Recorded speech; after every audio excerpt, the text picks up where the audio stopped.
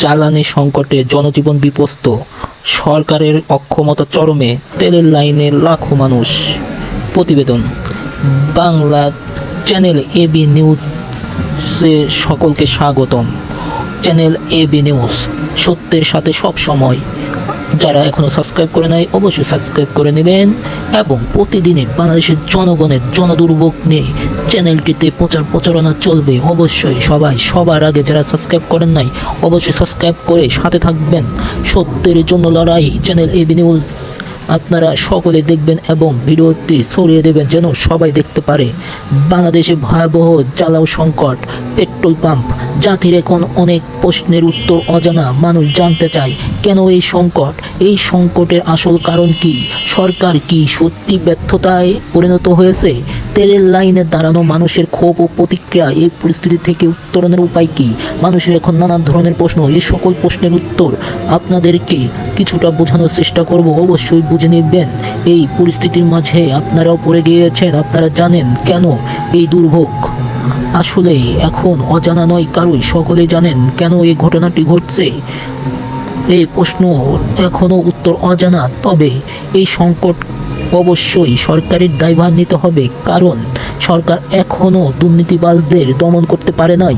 দুর্নীতিবাজেরা এখনও তাদের ব্যবসা চালিয়ে যাচ্ছে, সিন্ডিকেটের ব্যবসা করছে। এই সিন্ডিকেটকে ভাঙতে হলে অবশ্যই তার নিজস্ব লোক আছে কিনা জড়িত সেদিকেও লক্ষ্য রাখতে হবে এবং সকল দলকে অংশগ্রহণ করে এই সংকটময় মুহূর্তকে কাটিয়ে তুলতে হবে।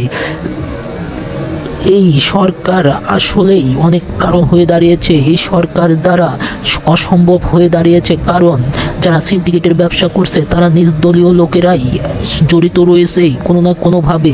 অবশ্যই এর প্রতিক্রিয়া এবং বিরোধী দলীয় নেতারাও জড়িত রয়েছে, যার কারণে এই সংকট এড়ানো অসম্ভব হয়ে পড়ছে।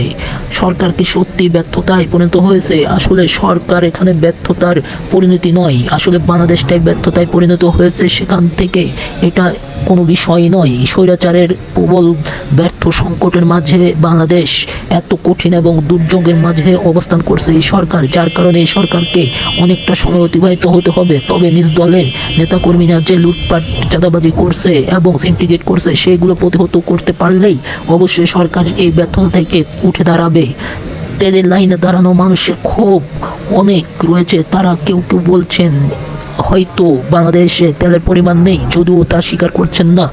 তারা মন্ত্রীরা বলছেন পর্যাপ্ত পরিমাণে তেল রয়েছে, কিন্তু লাইনে দাঁড়িয়ে দাঁড়িয়ে সকাল ভোর থেকে লাইনে দাঁড়িয়ে দুপুর 1টা 2টা বেজে গিয়েছে। যারা দাঁড়ানো রয়েছেন তাদের থেকে প্রশ্ন করেছিলাম, তারা বলছেন আমরা দুপুর 1টার সময় এসেছি, এখন সন্ধ্যা চলে এসেছে, তবুও এখনো লাইনে দাঁড়িয়ে। অবশ্য অনেক দূর পর্যন্ত, নাটোর সদরে অনেকটা দূর, আলাইপুর এবং দুদুর বাড়ি পর্যন্ত এতই ভিড় রয়েছে যে সারা রাত দিলেও শেষ হবে না। অবশ্যই অনেক সংকটের মাঝে রয়েছে নাটোরবাসী এবং বাংলাদেশের জ্বালানি। আপনারা অবশ্যই ভিডিওটি যদি ভালো লাগে তাহলে শেয়ার করে দেবেন এবং যারা এখনও সাবস্ক্রাইব করেন নাই সাবস্ক্রাইব করে নেবেন। এই ধরনের আরও নিউজ পেতে আপনারা সবাই সাথে থাকবেন এবং ভিডিওটি ভিউজ বাড়িয়ে দেবেন। আজকের মতো বিদায় নিতেছি আমি আনোয়ার আপনাদের কাছ থেকে। আল্লাহ হাফেজ। পরবর্তী ভিডিও দেখার জন্য আমন্ত্রণ রইল। সে পর্যন্ত ভালো থাকবেন, সুস্থ থাকবেন, সবার জন্য দোয়া রইল।